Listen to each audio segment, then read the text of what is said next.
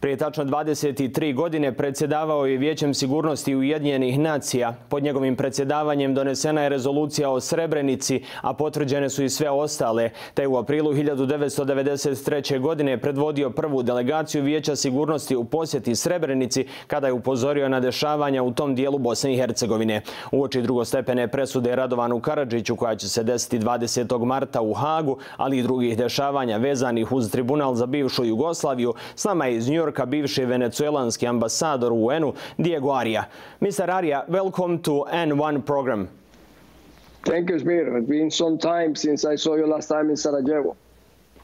During your presidency over the United Nations Security Council in 1993, Council has adopted Resolution 819, which has practically first clear call for action in Srebrenica. Can you remind in short our viewers on this resolution, but also on a mood of the international community at the time regarding Bosnia and Herzegovina?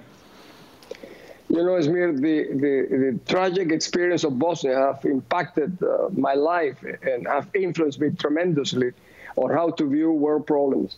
The United Nations apply at the time what I call the amoral equivalence of the parties, meaning that the victimizers and the victims, they put them in the same level. And they began talking not of the Bosniak people, but of the Muslim people versus the Serb people.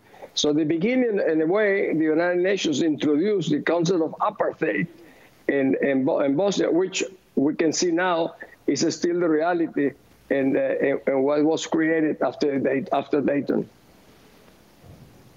Just days later, you led an United Council delegation to the visit to Srebrenica, but also a region of the Balkans, to talk to Bosnian but also Balkanian leaders. What was the situation at that moment, and what do you remember most from that visit? Well, I visited our first stop. I was heading the United Nations mission of the Security Council, and we went to Sarajevo to meet with President Izetbegovic and Vice President Ganic at the time.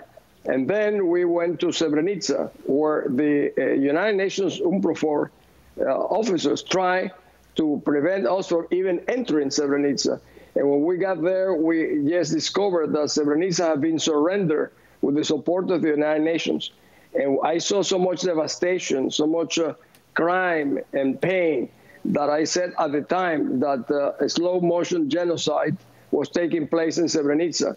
And international media covered that, but the United Nations thought that I was exaggerating. Well, a little bit more than a year later, the massacre and the genocide of Srebrenica took place. It was a really horrible failure by the United Nations to face the realities that were so clear to the eyes of the world.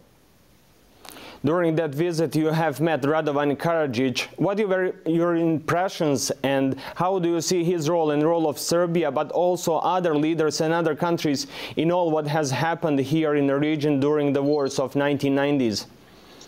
Well, I have met Mr. Karadzic before and read his remarks saying that he would clear Srebrenica. It was a nest of rats, he said. Well, I met him at the Belgrade airport together with the other ambassadors that were in my mission. And the man was, you know, the typical trying to look peaceful, but was a criminal.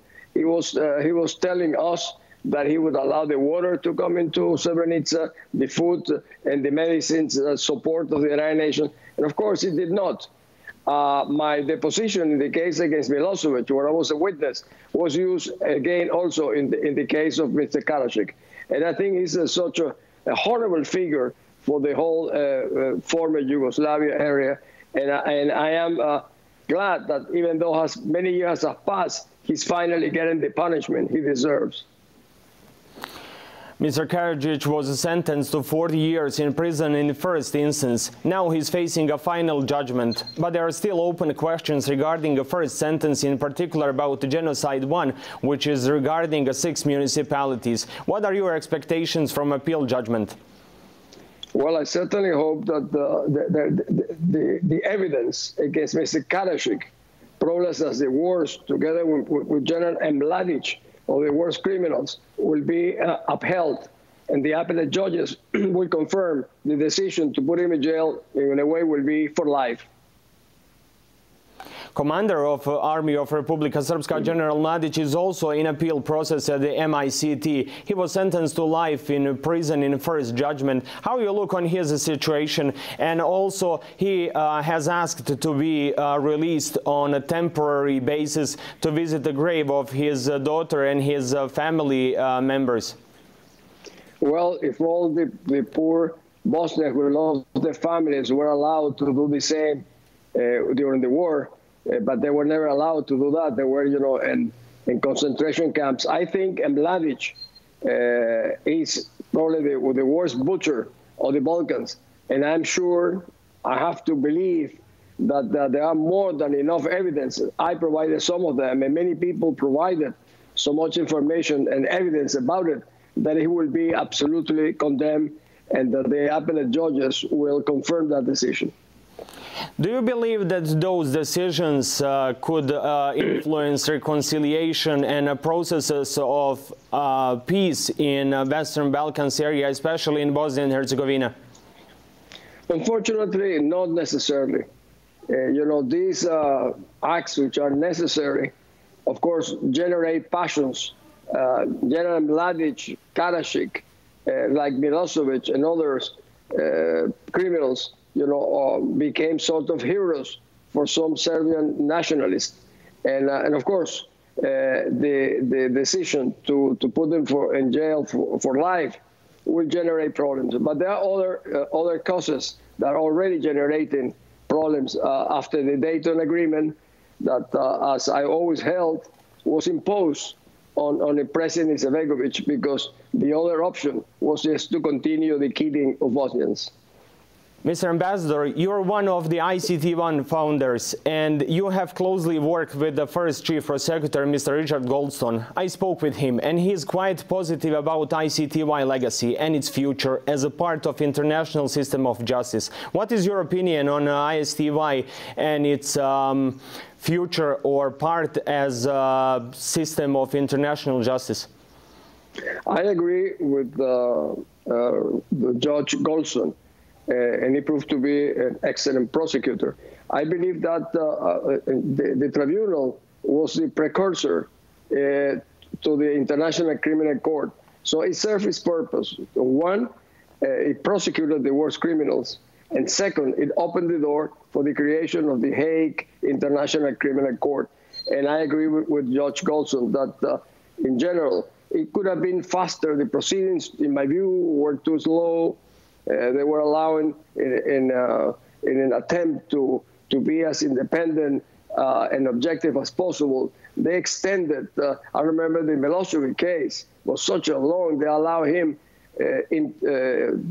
such leeway to extend his interventions. But the bottom line is that the legacy is positive, and I repeat, it helped to create the International Criminal Court, which already is a very important issue. Let me ask you this for the end of this conversation. You're probably one of the few people in the world, especially from Latin America, who's related to Western Balkans, especially to Bosnia and Herzegovina, for almost the last of the 3 decades. What is your opinion on the future of Bosnia and Herzegovina, and how do you see Bosnia in the next 5 to 10 years? You know, I've been in Bosnia several times since the end of the war. And I continue to be extremely worried for what I said at the beginning, that Bosnia was being divided on an apartheid manner. And in a way, it happens. Srebrenica, which was the origin of the war in great extent, is today under the control of the people who precisely committed the genocide in Srebrenica. I can see it in the schools with different doors to enter. So apartheid was promoted in Bosnia by the United Nations, the same organization that helped to end and put an end to apartheid in South Africa. I believe that the future of Bosnia is going to be very complex. It's slow. It will affect these people if the same arrangement of Dayton preserved. And now Russia wants to include the issue of Bosnia Herzegovina into a new stage of a Cold War. I am very concerned by the future of Bosnia and Herzegovina. Mr. Ambassador, thank you so much, and thank you for joining N1. Thank you so much, Smir. Dobro. Poštovani gledaoci, bio je to ekskluzivni razgovor s nekadašnjim predsjedavajućim Vijeća sigurnosti UN-a i bivšim venezuelanskim diplomatom Diego Marijom u povodu drugostepene presude Radovanu Karadziću pred mehanizmom za međunarodne krivične sudove.